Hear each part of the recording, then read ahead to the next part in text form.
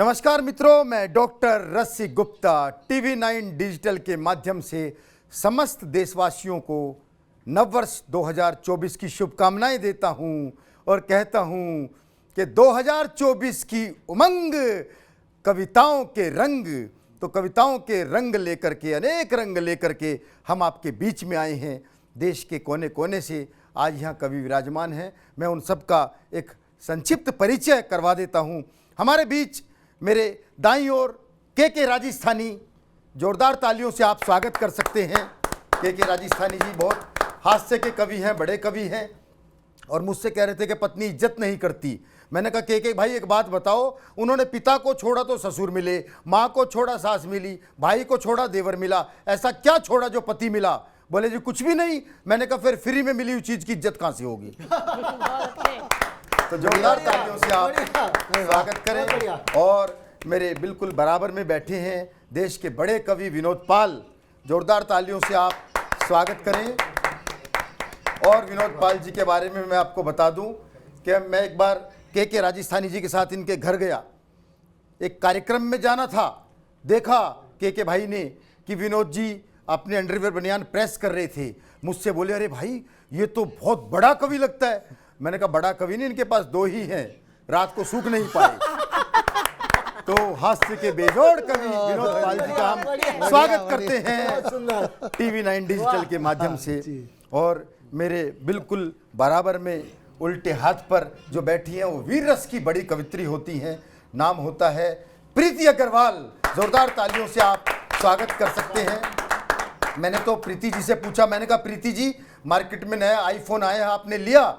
बोले नहीं, उतने पैसे में इलेक्ट्रिक स्कूटी ले ली, जिससे बात करनी हो घर चली जाती हूँ, सस्ता भी पड़ता है, चाय नाश्ता भी हो जाता है। तो मैं समझ गया कि एक दिन अग्रवाल समाज का नाम बहुत रोशन करेंगी, बहुत आगे जाएंगी प्रीति अग्रवाल। पुनः एक बार तालियां बजा दीजिए। और उनके बिल्कुल बराबर में जो बैठी हैं वो मंजू साकिया जी हैं, देश की बहुत अच्छी गीतकार, बहुत नया लिखने वाली कवित्री हैं। और एक दिन बाजार में इन्हें अपने साथ पढ़ने वाला स्टूडेंट मिला। उसने कहा मंजू जी पहचाना, हम साथ पढ़ते थे। मंजू जी बोली पढ़ती तो मैं थी, तू तो मुर्गा बनता था। एक लाइन में निपटा दिया भाई साहब, एक लाइन में निपटा दिया। लेकिन वो भी इतना बेशरम, इतना बेशरम, वो भी हाथ धो के इनके पीछे पड़ गया। वो तो उन्होंने मुंह धो के दिखाया, तब जाके मामला शांत हुआ। नहीं, इसका दूसरा मतलब है, मुंह धो के दिखाने का मतलब है पोल्यूशन बहुत ज्यादा है। जब इन्होंने मुंह धोया और इतनी गोरी लगी तो उसे लगा मैं इतना काला, इतनी गोरी, तब पीछा छोटा। तो लीजिए, हम नववर्ष का स्वागत करने के लिए तैयार हैं। और चार पंक्तियों में मैं समस्त देशवासियों को शुभकामनाएं देता हूं कि राम नाम में काम नहीं कुछ घाटन का। राम का नाम सुबह लो शाम लो दोपहर लो, कोई घाटा नहीं आने वाला। तब पढ़ता हूं कि राम नाम में काम नहीं कुछ घाटन का, मौका ये मिलजुल कर खुशियां बांटन का, और धूमधाम से आप विराजो राम लला, समय आ गया मंदिर के उद्घाटन का। समय आ गया मंदिर के उद्घाटन का।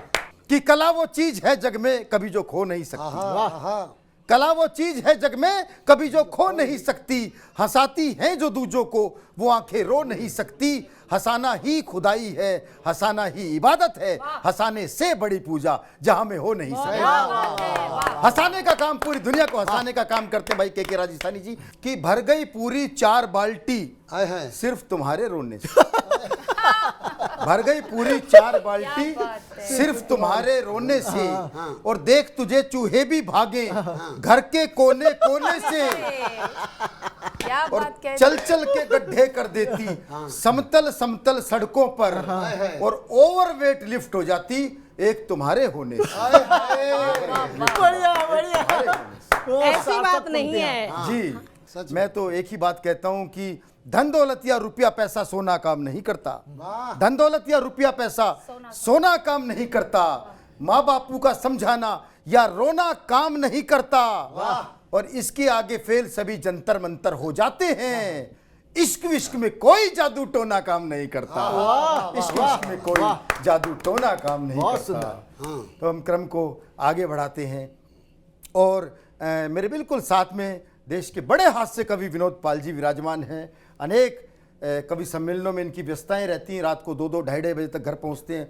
और हास्य के ऐसे जबरदस्त कवि एक दिन रात को 2:30 बजे घर पहुंचे।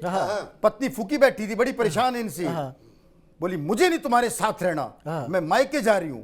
इन्होंने तुरंत जेब में से चॉकलेट निकाली। पत्नी बोली अच्छा मुझे मना रहे हो? विनोद जी बोले नहीं, शुभ काम से पहले कुछ मीठा हो जाए। बहुत अच्छे।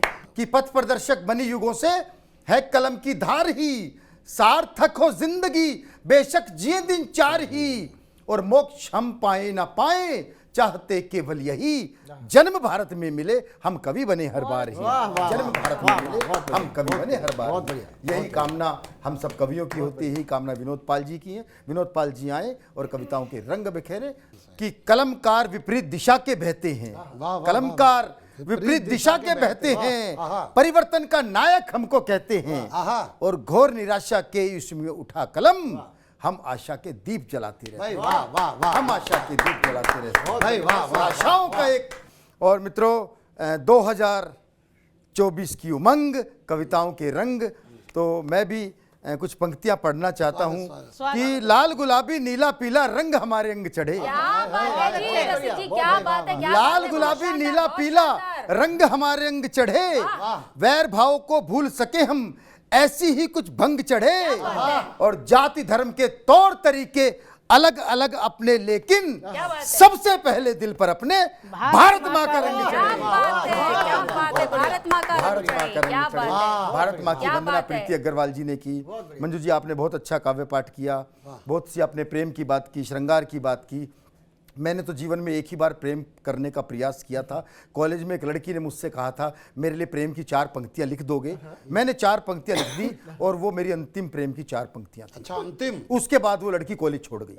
कारण 4 पंक्तियां सुनिएगा, आनंद लीजिएगा विनोद जी। स्वागत जी, स्वागत। कि मुझे इश्क की ये बीमारी ना होती, मुझे इश्क की ये बीमारी ना, मुझे इश्क की ये बीमारी ना होती, तमन्ना कभी पूरी सारी ना होती, और झुलाता तुझे रोज बाहों में अपनी, अगर काश इतनी तू भारी ना होती। क्या बात है रसिक जी, क्या बात है। बहुत बढ़िया, बहुत शानदार, बहुत शानदार, बहुत शानदार, बहुत बढ़िया, बहुत बढ़िया, बहुत बढ़िया। उसके बाद मैंने प्रीति जी एक बार और प्रयास किया था, बस में जा रहा था, लेकिन वहां भी मेरे साथ क्या हुआ आनंद ले लीजिए उसकी मुन की 4 पंक्तियों का। कि नूर हूर का देखा मन की बिखर बिखर कर कली गई, नूर हूर का देखा मन की बिखर बिखर कर कली गई, 1 मिनट के भीतर भीतर किस्मत अपनी छली गई, और इससे पहले सोचूं समझूं टकरा कर छू मंतर वो, हाथ लगा पॉकेट पर देखा फोन चुरा कर चली गई। बहुत अच्छे। यही हो रहा है। बहुत शानदार। ये एक ही क्षेत्र ऐसा बचा था जिसमें महिलाएं अग्रणी नहीं थी। इस क्षेत्र में भी अग्रणी हो गई महिलाएं, लेकिन इसका ये मतलब नहीं कि जेब कतरों में देशभक्ति नहीं हो सकती। मैंने ढूंढ के निकाली, सुनिएगा। कि जेब कतरे का बेटा बोला हे ईश्वर नहीं मांगता आपसे कोठी बंगला महल किले, ना इंग्लैंड में ना फ्रांस में ना इटली में, मुझे तो बस हर जन्म भारत में ही मिले। क्या बात है, क्या बात है। तो बाप बोला मैं धन्य हुआ, बाप बोला मैं धन्य हुआ, जो जेब कतरे का बेटा होकर भी तेरी रगों में देशभक्ति का रक्त बहता है। बेटा बोला ये बात नहीं है पापा, वहां ठंड इतनी ज्यादा है कि लोगों का हाथ अपनी जेब में ही रहता है। ऐसी देशभक्ति को मैं नमन करता हूँ। और हो क्या गया आजकल कि बिना कुकर बिना सीटी गला वो दाल लेती है, बिना कुकर बिना सीटी गला वो दाल लेती है, जिन तिलों में तेल ना हो उनसे भी तेल निकाल लेती है। और क्या मिसाल पेश करें हम लड़कियों की बहादुरी का। अरे ये 4 बॉयफ्रेंड एक साथ संभाल लेती है, अरे 4 बॉयफ्रेंड एक साथ संभाल लेती है। और हालत ऐसी हो गई है मंजू जी कि ऐश्वर्या की डीपी बिपाशा की सूरत, ऐश्वर्या की डीपी बिपाशा की सूरत, चेहरे भी अब जाली हो गए, ख्वाब जितने भी बुने थे सबके सब ख्याली हो गए।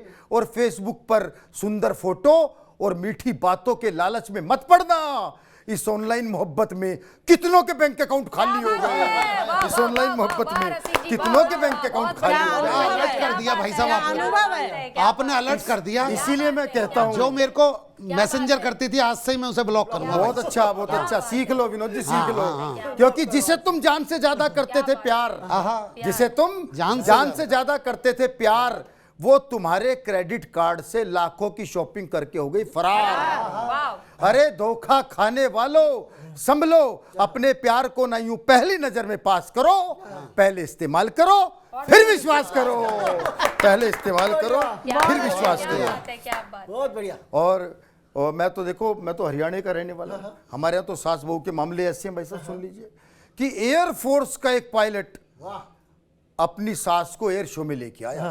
एयरफोर्स का एक पायलट अपनी सास को एयर शो में लेके आया, तो उसने ये सोचकर जहाज को उल्टा सीधा ऊपर नीचे दाएं बाएं हर एंगल पर घुमाया कि मेरी सास को मेरा हुनर दिख जाएगा। लेकिन जब शो खत्म करके सास के पास पहुंचा तो सास बोली, बेटा हिम्मत मत हारियो, धीरे धीरे सीधा चलाना भी सीख जाएगा, धीरे धीरे सीधा चलाना भी सीख जाएगा। इसलिए मैं कहता हूं कि महिलाओं से पंगा नहीं लेना चाहिए। एक तो कह रही थी, बोली तबीयत खराब थी, ना कोई गोली ना कैप्सूल काम आया, आधा घंटा अपनी सास से खूब लड़ी, तब जाके थोड़ा आराम आया। तो इसलिए महिलाओं से पंगा बिल्कुल नहीं लेना चाहिए। बढ़िया, हम पुरुषों की जिंदगी तो विनोद जी रोडवेज की बस की तरह होती है, दिन भर कहीं भी घूमो, रात को आके डिपो में जमा होना पड़ता है। तो स्थितियां बिल्कुल ऐसी हो गई हैं। और लीजिए अंत में मैं बस कुछ पंक्तियां सीमाओं की रक्षा कर रहे उन सैनिकों को समर्पित करना चाहता हूं, जिनके भरोसे हम ऐसे उत्सव मनाते हैं, हम नववर्ष मनाते हैं, होली दिवाली मनाते हैं, और वो हमारी सीमाओं की रक्षा करते हैं। उन्हें कुछ पंक्तियां मैं समर्पित करना चाहता हूं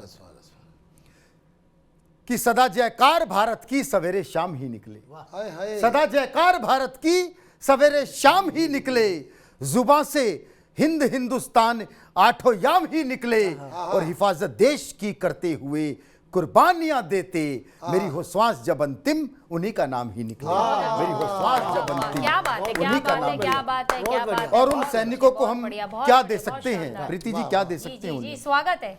कि लिपट तिरंगा सैनिक लौटे कांधे पर धर लेना तुम, लिपट तिरंगा सैनिक लौटे कांधे पर धर लेना तुम, याद उन्हें करके आंखों में गंगा जल भर लेना तुम, और तीन रंग पर जिसने अपना तन मन सब कुछ वार दिया, उनकी पगधूली को मस्तक पर धारण कर लेना, उनकी पगधूली मस्तक पर धारण कर लेना। जिंदाबाद।